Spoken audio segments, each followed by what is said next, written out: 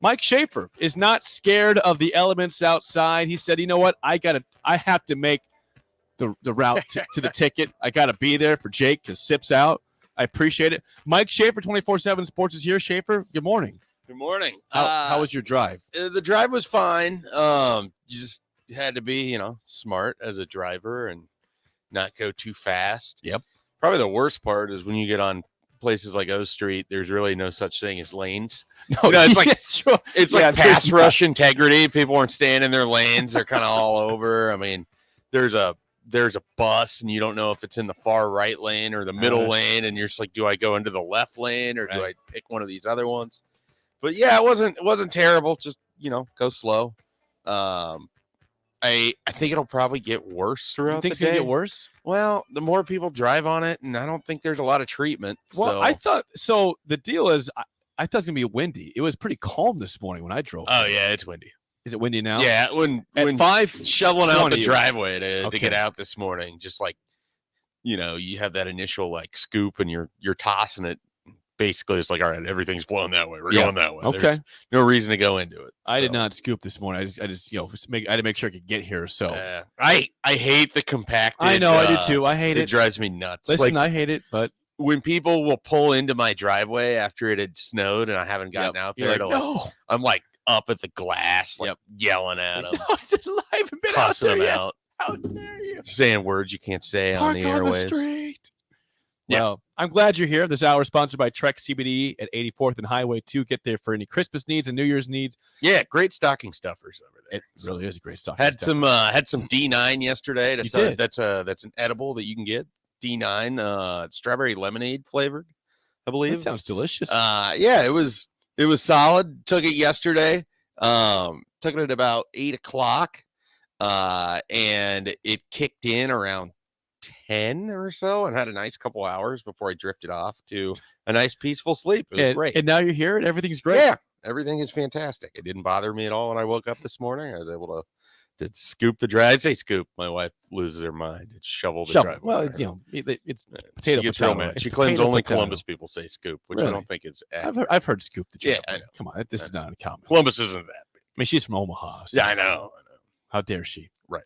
Okay, Schaefer, yesterday, of course, a big day for Nebraska football. So we talked to you last Thursday, and since last Thursday, there's been a lot of things that have happened regarding this. It's not just this year's 2024. We'll get to you later on with you in the hour. But let's go to yesterday because there were some players Nebraska was hoping to get, which they got quite a few of. Malachi Coleman at 10:45 commits to Nebraska. That wasn't it, though. You get Joshua Fleeks from Baylor, the transfer there. You also get Vincent Carroll Jackson, who was a Syracuse commit. Elijah Judy, of course, the defensive lineman from Texas A&M. Eric Fields, a linebacker we did not know about, was going to commit before yesterday, commits to Nebraska. So just walk us through, regarding yesterday, you lose Barry Jackson, of course, to Cincinnati, so you didn't get 100% of your kids, but was yesterday about as good as it could have been for Nebraska football, or could have been a little bit better? Yeah, I don't know that there's a lot of ways to expect that it'd be that much better. They went out and they added to this recruiting class. They kept most of the pieces. They lost Ben Bramer. Yep. And they lost Barry Jackson. They lost Malachi briefly, and then he got back in, and then O'Marion Miller. I don't know that, and Hayden Moore. So they did lose some pieces, and there are some good players potentially in there, but more than anything, they're able to stabilize the class. They showed, that they can definitely recruit in the state. They made that an emphasis, and I think that was smart, especially in the first year. But more than anything, they have to keep that going. They can't just be a one-year thing, and that's kind of how it felt under Riley and under Frost. So we'll see how that goes for them going forward. But yeah, I would say in a 3-week stretch, they did about as well as you could really expect, considering so many of their coaches didn't have collegiate ties. That yes, they had coached there like 3 years ago, but it's not like they had spent a lot of time recruiting this class. So they didn't really have anybody that they brought in that could just, go flip a couple kids. Tony White's the closest thing they have to that. And we'll see, what happens if there's anybody Syracuse portal wise that Nebraska ends up with. So, it was I thought a really strong effort overall. I thought Terrence Knighton looked pretty good just based on the comments from guys like Elijah Judy and Prince Will Uman-Mielen. Uman-Mielen? Uman-Mielen. And then Vincent Carroll Jackson. So he he had a really nice, couple week stretch. Getting Malachi to say yes is a big deal. I mean, I think there's a lot of growth left for him as a football player. He's very raw. He didn't have a great senior season. I think he'd be the first to tell you that. But that's the kind of guy that you want the opportunity to try to go build and try to go win with. And Nebraska getting that commitment, even though he's right down the road and he went to Lincoln East, shouldn't be undersold. And so I think that was really, a key part of yesterday. And I thought it wasn't a commitment win, but just Matt Rule up in front of the podium again for a period of time. I mean, I know a lot of people, such a good speaker, really enjoyed that. I mean, I sent this message to a mutual media friend of ours, and I was like, hey, is it more jarring from when, Nebraska went from Pelini to Mike Riley, or is it more jarring listening to Matt Rule get up and talk than what we've sort of experienced every other time with any other coach in front of the podium? So, he gave a lot of answers yesterday. I'm sure there's a lot of topics for you to discuss today, but I thought that was a good part of yesterday too. I think the more people hear from Matt Rule, and of course they got to see it. They got to see it next August and September, and that's going to matter more than any words. But the more people are hearing from Matt Rule, I think the kind of undecideds have sort of been flipped over to where, okay, I want to see how it looks with this guy. Yeah. So regarding yesterday, so again, the players that I mentioned, what was the most surprising one to you? Again, you obviously are in deep in this stuff, but was there anybody that was a huge surprise that they landed yesterday? No. The ones that weren't committed previously. Yeah, I mean, Malachi's the closest to being a surprise because it seemed like he was going to push it out into February. But I always felt like Nebraska was going to get him. It's just a matter of, when. And it turned out to be yesterday, and he turned out to sign, and now they don't have to do that dance anymore. And so I think that was probably the most surprising thing. Eric Fields, we knew Nebraska would get that commitment if he was allowed to sign. He was allowed to sign. They really like him. Yeah, rules. So it wasn't like it was ever a question. Everything about Eric Fields has just been kind of quiet and unusual. And signing day was kind of that way too, where it just pops up in the 2:00 hour or late in the 1:00 hour, right before the actual press conference. Yeah, and so that's a guy that they're really excited about, and that's a guy that's probably going to pop up as a sleeper for a lot of Super Sixes, I would imagine. Well, Rule talked about it and said, hey, this guy is not a sleeper. I know. So he ruined the moment for those who might want to put as a sleeper. There's a fair amount of people that are going to qualify as sleepers in this class. And so that'll be, fun in February to kind of look at how people want to handle it. I mean, it's a really sort of interesting group that they've assembled where you got a bunch of in-state kids. You have a bunch of lottery tickets. Yep. You got a couple guys, I think, in Riley Van Poppel and Prince Will Umanmi Ellen that good job could be really, really interesting on your defensive front. The one thing that this class, I'm a little like, okay, there's still a lot of work here to be done. Wide receiver, tight end. Running back, the room is really full. We'll see what it looks like. I mean, if they keep A.J. Allen throughout this whole thing, I mean, that'd be a huge upset, wouldn't it? I mean, that's the biggest recruiting win that they've had. Yeah. So, I think it's interesting from the defensive side of the ball. I love what's gone on in the portal. Offensively, excited about Jeff Sims. Beyond that, it's like, well, they haven't gotten any linemen. They haven't gotten any receivers. They haven't gotten a tight end. We got Bryce Turner. He's the Turner. Well, I'm talking transfer portal. Okay. Because I don't look for Bryce Turner to play next year. With you. I don't look for Malachi to play a lot next year. So if he ends up at wide receiver, which I'm guessing where he's going to be. So I think, they got to go out and find a wide receiver. Joshua Fleeks is a cool story, but it's hard to know what to expect from somebody that hasn't played a lot lately. They got to go find their Trey Palmer, Samari Toure. Okay, so keep it right there. Do you remember when Trey Palmer committed to Nebraska? Was that December last year? It was in January. Okay, so it was after. That's hope. I mean, I don't know when he actually committed, but I know it didn't really come out until after the first signing period. Okay. So, yeah, I mean, there's still wide. I'm not trying to get people all worked up yet, but the thing is that wide receiver room, for as much as we've talked about how poor it is looked at times, or how it just, you don't know what's really there beyond a couple guys. Right now, you're looking at Marcus Washington and Alante Brown and a whole bunch of name tags. So, but you expect portal action here. But I've been a little surprised. I don't know if it's a thing where they're waiting to get their wide receiver coach here. No, that makes sense. Does that make sense? I mean, it does, but at the same time, I mean, if the wide receiver coach, which apparently is a known person at this juncture for Jalen Lloyd and other receivers, if that individual isn't showing up until January 9th after the end of the football season, the NFL season, assuming they're not coaching on a playoff team, that leaves you 10 days to get somebody out of the portal. So, I mean, whether you got a receivers coach or not, probably a big time to be pushing and pursuing in that realm. And then I think the same with tight end, where you have Nate Borkircher, you have AJ Rollins. We'll see what happens with Thomas Fidone. James Carney's in the mixer. Pause with Fidone. What do you think? What are you hearing there? I mean, I will see if he gets to the spring with Nebraska or if he's a portal entrant here in the next couple weeks. I mean, I've heard all sorts of things about Thomas Fidone. So, and then on top of it, the tight end usage that they had at Baylor. I mean, you almost need like the classic NFL third string blocking tight end. Like that's more of what this offense is used. So it's not like you got to go out and find, trying to think of an example, and every name I'm thinking of would work really well. So I got nothing. But the point is, you don't have to have like a super athletic freak tight end. I mean, you just got to have somebody that can help out, in terms of run block, pass block, that kind of thing. Texture wants to know how close was Nebraska to flipping Benny Nagoye, who went to I think it was Iowa super State close. instead. I mean, this was probably the most interesting thing that had played out over the last 72 hours. Nebraska had him in for a official visit over the weekend. I called him on Sunday expecting he would not answer. And he picks up the phone, tell him who I am, even though we've talked before, but you always introduce yourself, especially if you're going to start recording somebody.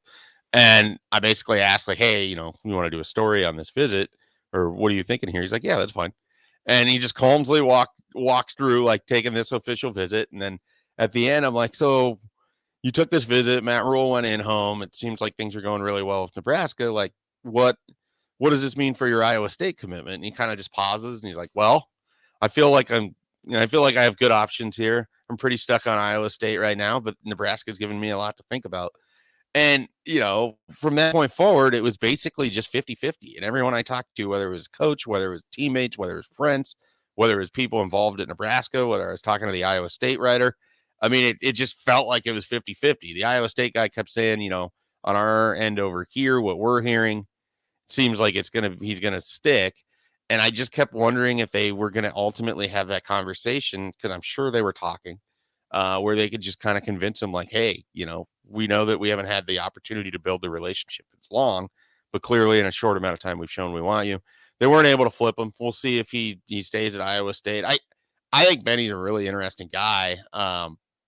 He's going to play wide receiver there. Nebraska really liked him as a defensive back. And I think in that 3-3-5, he would have been almost in sort of a tweener role of on the back end or in that middle level. And I think he could have been really interesting there, but I'm excited for him. I think it's a good fit as a wide receiver at Iowa State, and we'll see how that goes. But I really think Nebraska got it pretty close, but just couldn't, ran out of time, really. Another kid that Nebraska had for a commit goes to Iowa State, Ben Bramer.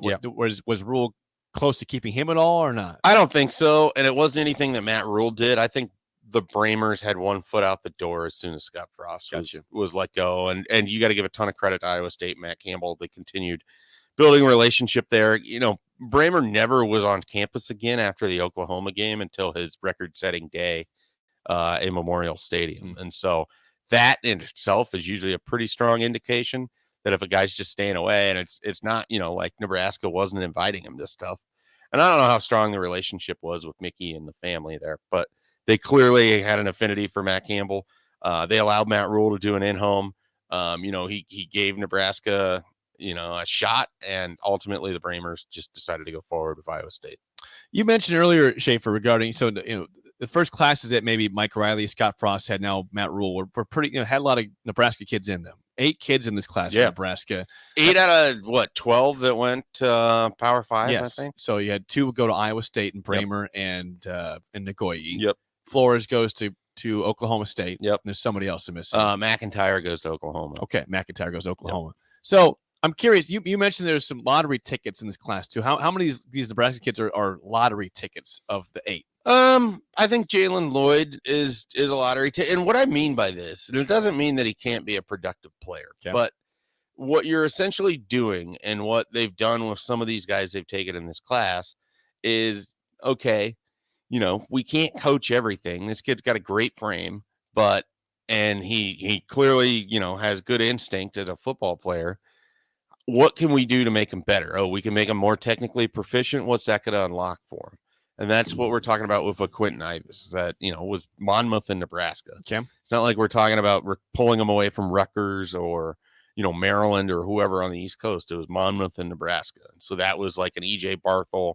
We're betting that trust me on this one. We're betting our development is good enough that within 2 years, this guy's helping us and he's not, grabbing a plane ticket and in the portal and going back to Monmouth. So I think that's kind of what I mean by that there's certain guys that they just feel like there's something there that we can't coach, that they've got a skill that we can work around, that we can make them better as football players. And that's ultimately going to, help them out. It was a strategy they used at Baylor.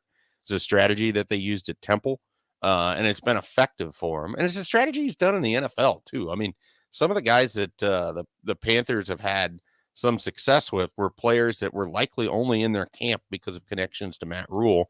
And, PJ Walker probably isn't in the NFL. And that guy threw the best touchdown pass anyone has seen this year. He should have won a football game. He did. If it wasn't for the dumbest officiating call that we've seen. So, it's a thing where these guys really trust their ability to evaluate. I thought one of the things Rule said yesterday, where he kind of liked the fact that, for them, it was a lot of watching of senior film.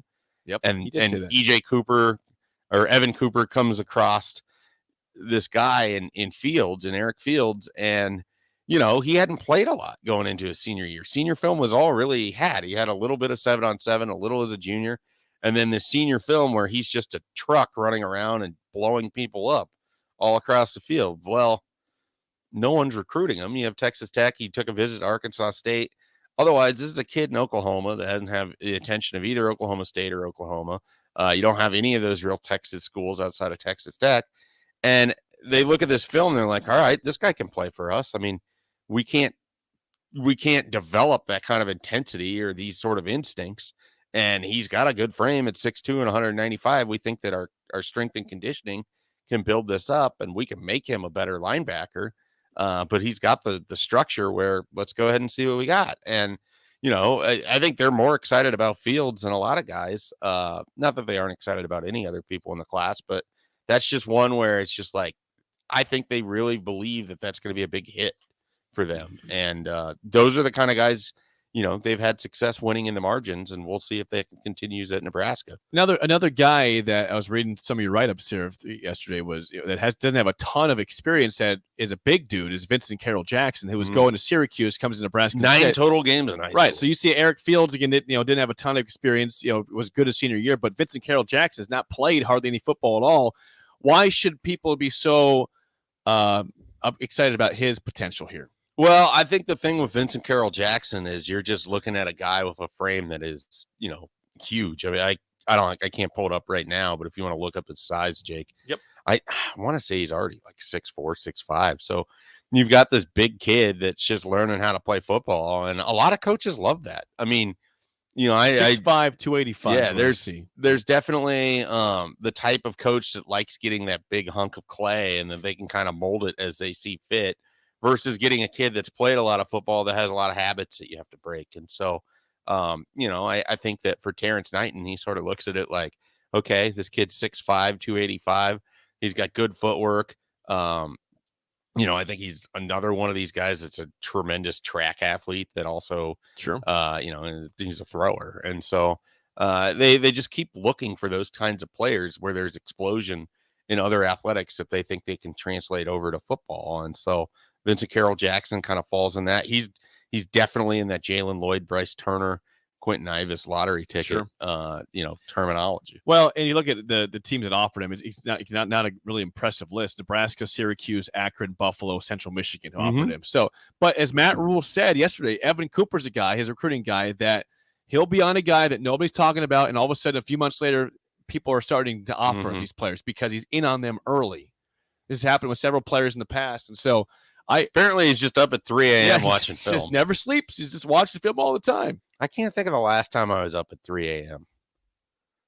Like actually up at 3 a.m. Like getting up or still up? Like still up or getting up. What's more likely for you, getting up or still up at 3 a.m.? I'd be getting up, I think, at this point. Like I had this question to Happer back when we had a radio show where it was like, which hour of the 24-hour cycle do you think you spent the least amount of time conscious for in the year of 2021? What hour? And I think we both determined it would be 3 a.m. What about 4 a.m.? 4 a.m. I could see myself having got up for like back when I used to go to Farrell's. Okay. Which if Jeff or Nicole are listening right now, they're laughing.